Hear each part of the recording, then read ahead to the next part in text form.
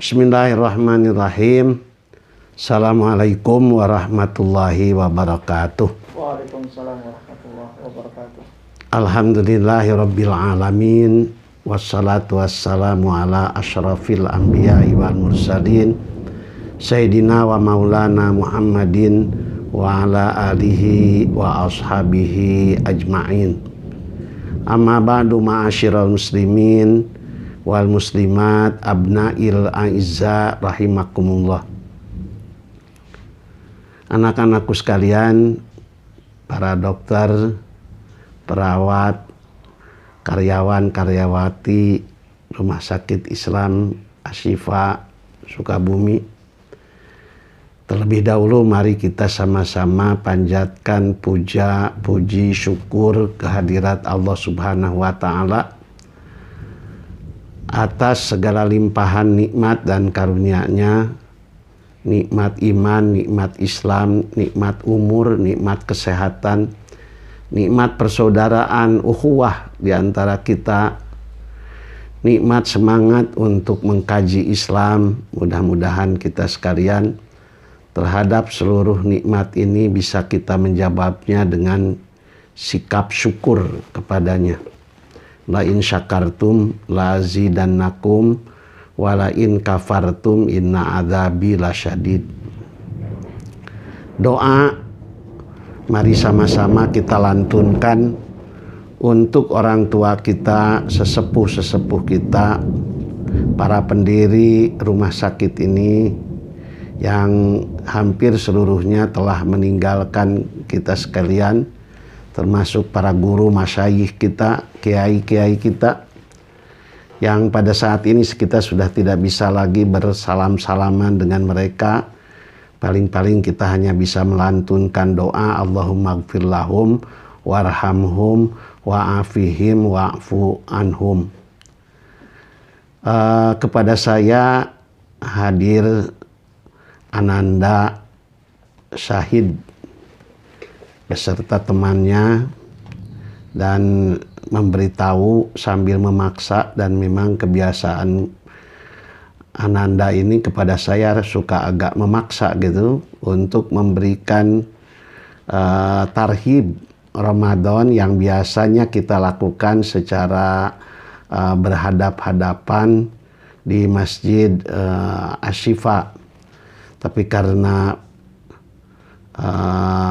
pandemi COVID pada hari ini, yang ini pun perlu kita melantunkan doa, mudah-mudahan segera cepat berlalu dari negara kita dan dari masyarakat kita. Amin ya rabbal alamin. Dan ini terpaksa demi untuk memenuhi tarhib Ramadan kita lakukan secara online. Saya biasa menyebut hadirin ya, jadi agak berat juga nih saudara-saudaraku sekalian. Mari kita mulai kajian kita dengan terlebih dahulu membaca ayat Al-Quran mengenai saum, yaitu Al-Baqarah 183. Ya ayyuhalladzina amanu kutiba alaikumussyiyam kama kutiba alal ladzina min qablikum la'allakum tattaqun. Wahai orang-orang yang beriman, diwajibkan atas kamu saum sebagaimana telah diwajibkan saum itu kepada orang-orang sebelum kamu. Target programming dari saum itu adalah la'allakum tattaqun, agar kamu sekalian bertakwa. Anak-anakku sekalian, para ulama menyebutkan tatkala mentafsirkan ayat ini, ada 3 kewajiban kita tatkala terhadap kita datang bulan Ramadan ini.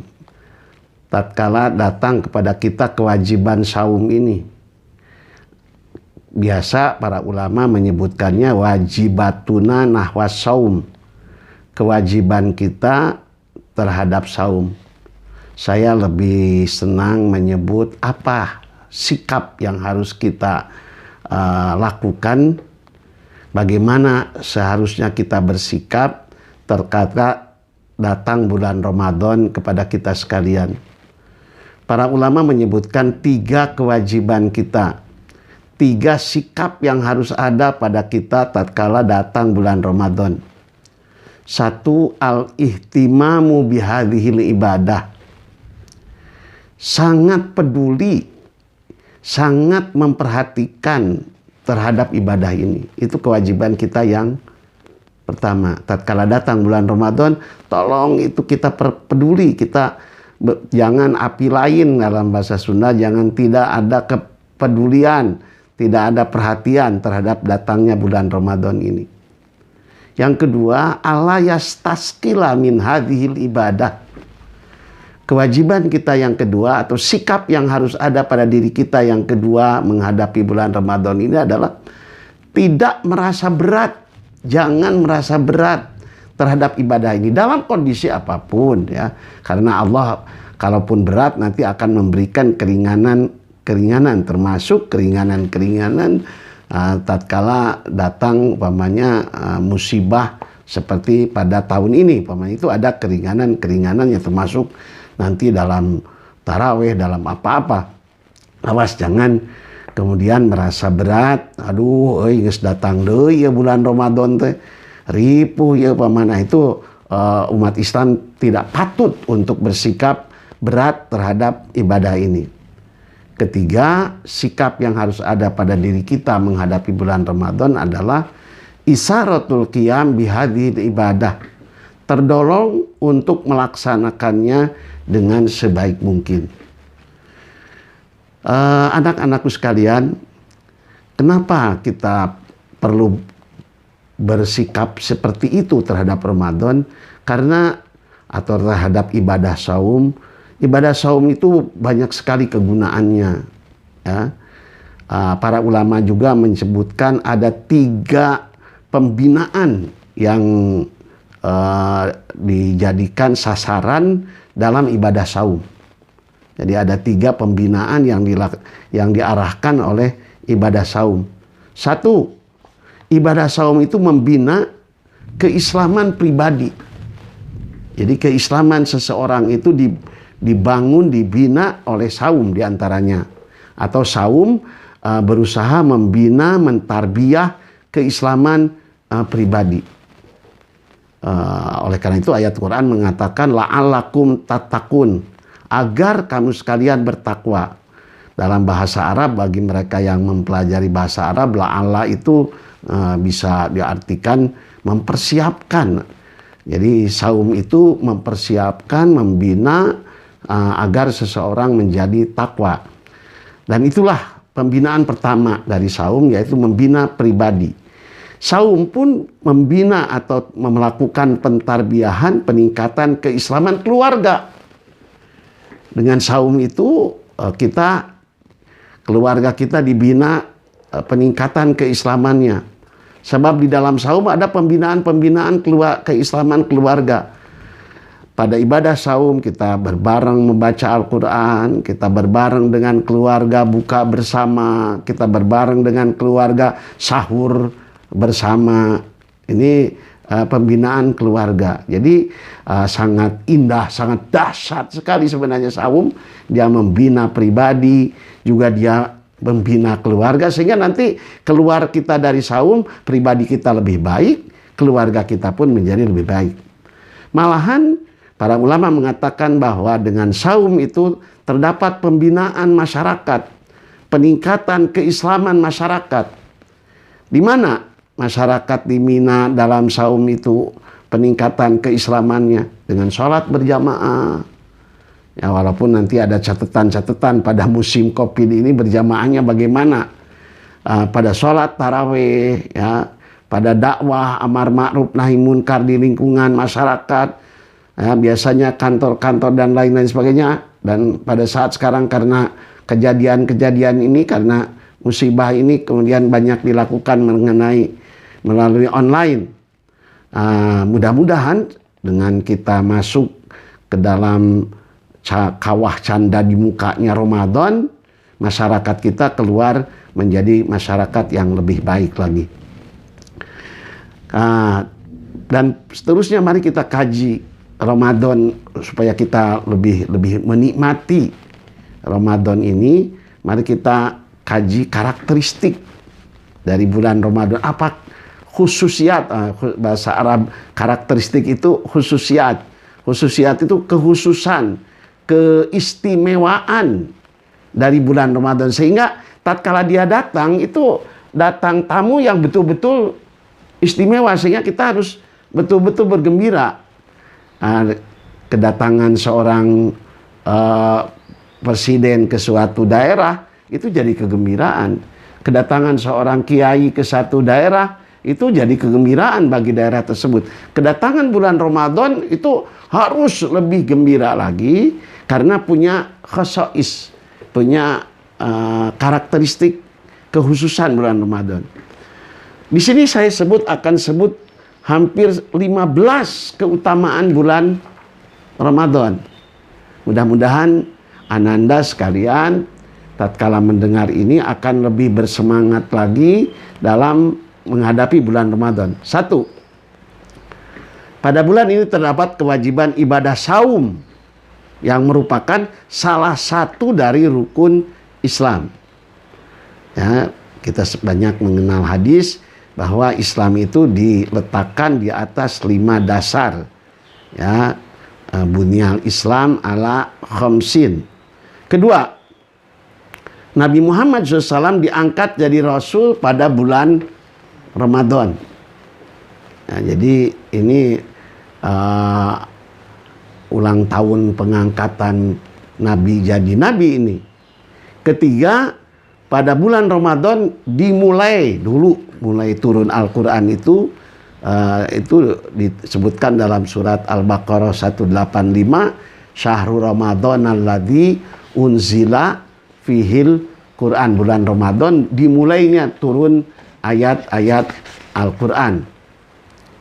Keempat, pada bulan Ramadan, ini keutamaan yang perlu juga kita resapi, ini penting sekali hadis ini, akan dilipat gandakan pahala kebaikan. Yang sunat dinilai sama dengan wajib, yang wajib lebih-lebih lagi. Seperti melakukan 70 kewajiban. Man taqarraba, Nabi sampai bersabda begitu, man taqarraba fihi bi khoslatin minal khairi kana kaman adda faridatan fi ma siwah. Barang siapa yang taqarrub kepada Allah dengan sesuatu amal sunat pada bulan Ramadan sama dengan melakukan amal wajib pada bulan selainnya. Sebaliknya waman ada faridatan fihi, barang siapa yang melakukan satu kewajiban pada bulan Ramadan itu kaman ada sab'ina faridatan fi masiwah, sama dengan melaksanakan 70 kewajiban pada bulan yang lain. Kalau kita sholat wajib pada bulan Ramadan senilai dengan 70 kali sholat wajib pada bulan-bulan yang lain. Kalau kita memberi belanja wajib kepada istri pada bulan Ramadan sama dengan memberi belanja wajib kepada istri kita pada bulan mana. Maka kalau pengajian ini dilakukan pada bulan Ramadan, sudah kita masuk Ramadan, harus didengerin banget nih sama antum sekalian. Sebab mendengarkan pengajian itu wajib. Kalau mendengarkan pengajian pada bulan Ramadan sama dengan mendengarkan pengajian 70 kali pengajian pada bulan yang lainnya. Kelima, Ramadan menghapus segala dosa dari sejak Ramadan sebelumnya. Ini keutamaan bulan Ramadan. Dengan datangnya Ramadan maka terhapuslah dosa-dosa sebelumnya. Dan itu bukan kata kiai ya, ini kata Nabi yang kita harus tasdik fima akhbar. Kita harus membenarkan segala apa yang diberitakan oleh Nabi. Nabi mengatakan as-salawatul khamsu wal jumu'atu ilal jumu'ati wa ramadhanu ila ramadhana mukaffaratin lima bayanahunna, tapi idajtunibatil kabair. Sholat yang 5 waktu menghapus sholat yang sebelumnya. Jumaah yang dilakukan pada hari ini menghapus segala dosa sampai Jumaah yang telah lalu. Ramadan datang pada bulan ini menghapus dosa-dosa sampai dengan Ramadan yang telah lalu. Mukaffiratin lima bainahunna, asal idzajtunibatil kabair, asal dijauhi dosa-dosa besar. Ini berarti menghapus dosa-dosa kecil. Kalau dosa-dosa besar bukan ini yang menghapusnya. Dosa-dosa besar dengan taubatan nasuha, dengan taubat nasuh namanya. Nanti kita kaji apa itu taubat nasuh ya. Keenam, ini masih keutamaan Ramadan.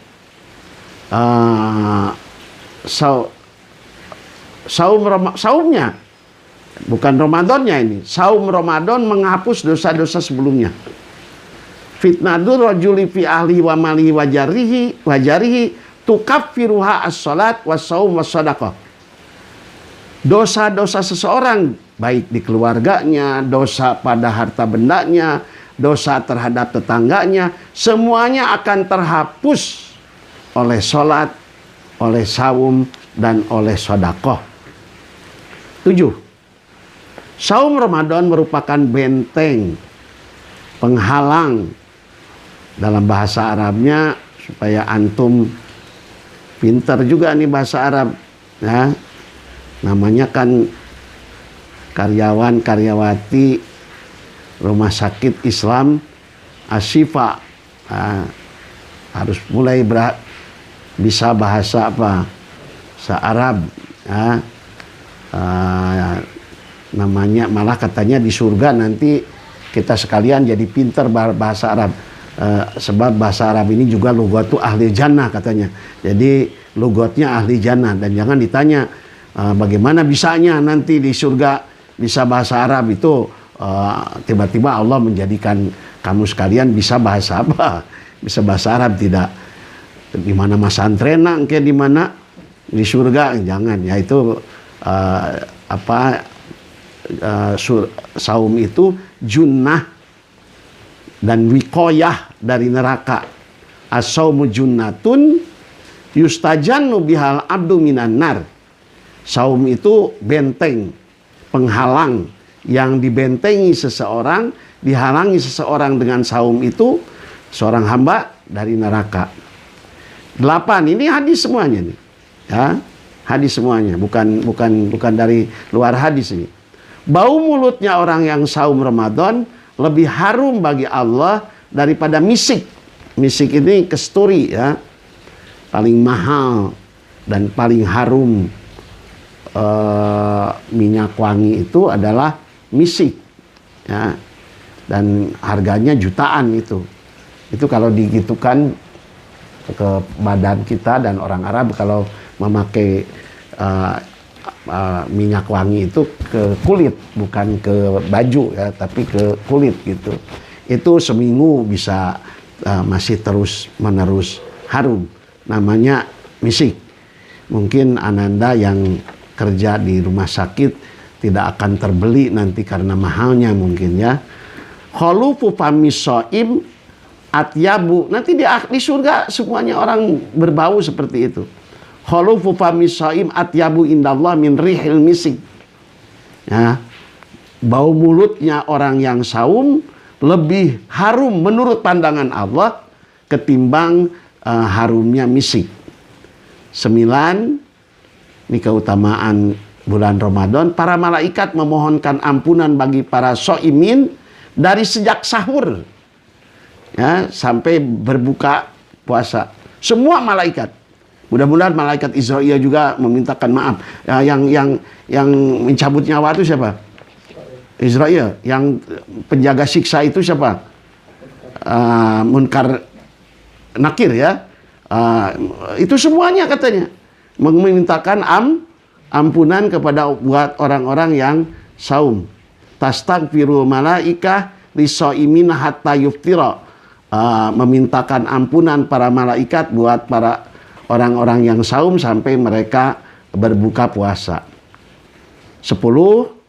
Ramadan adalah bulan kesabaran.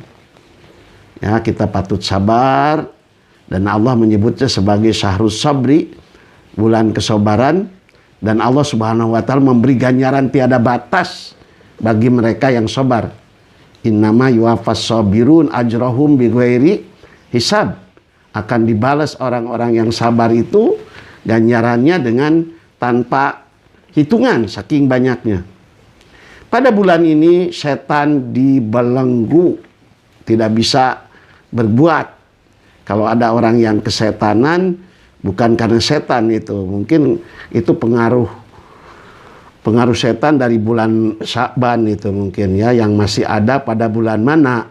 Pada bulan Ramadan, atau kitanya sudah tidak perlu diganggu lagi oleh setan, diganggu ge geus kasetanan saya mah ya. Atau kitanya juga sudah menjadi apa? Sudah menjadi setan.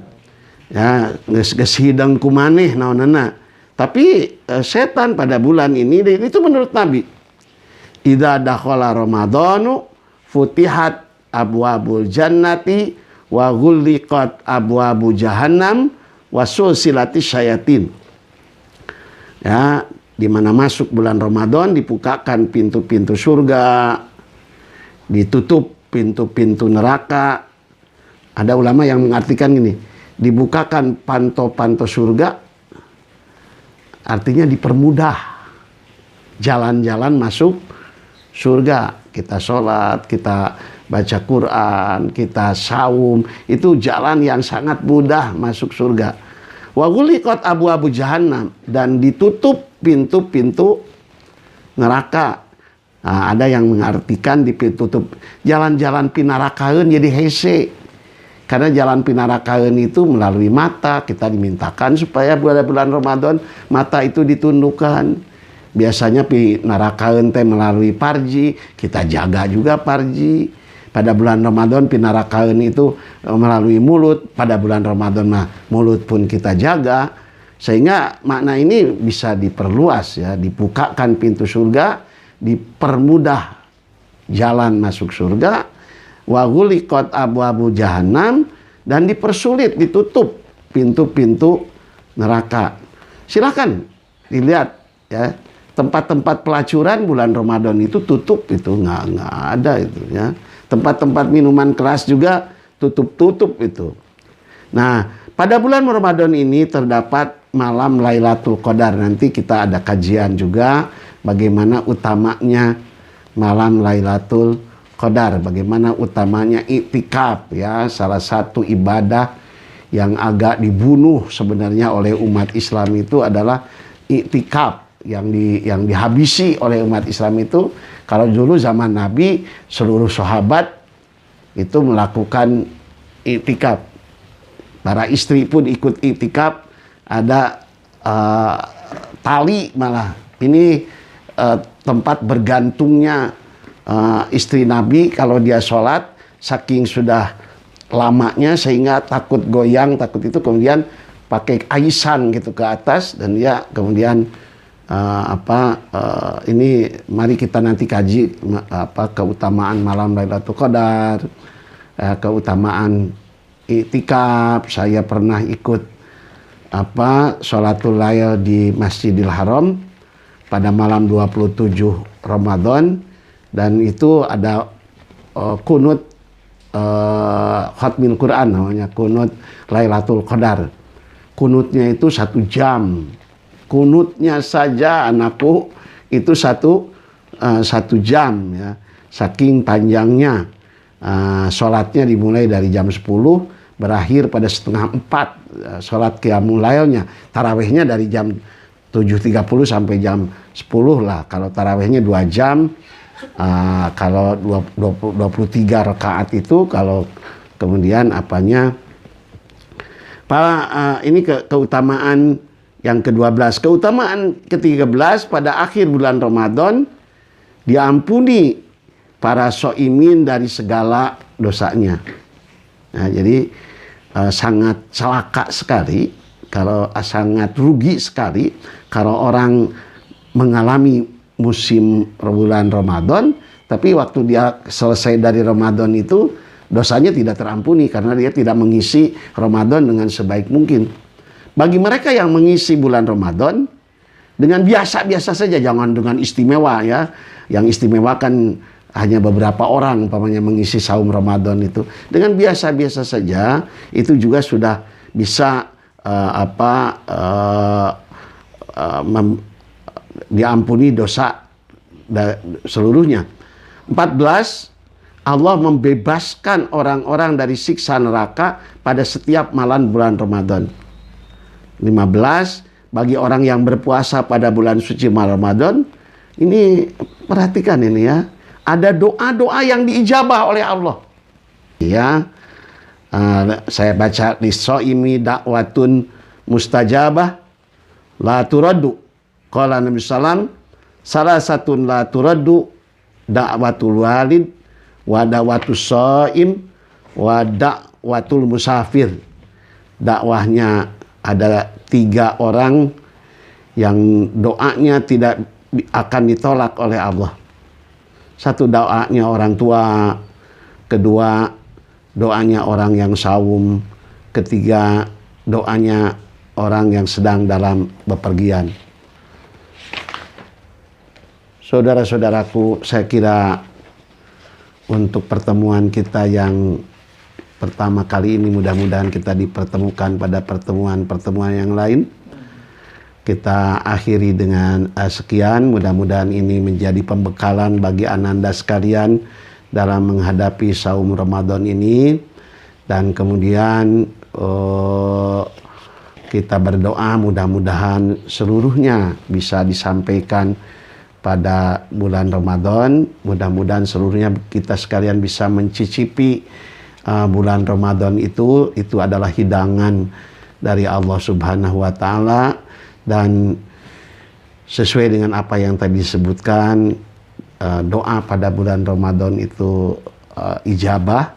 Kita pun berdoa untuk kebaikan diri kita, kebaikan keluarga kita, kebaikan rumah sakit Islam Ashifa ini, kebaikan orang tua kita, kebaikan negara kita, dan mudah-mudahan musibah yang kena bukan hanya kepada bangsa Indonesia, tapi kena ke dunia secara keseluruhannya, ya, yaitu pandemi COVID ini.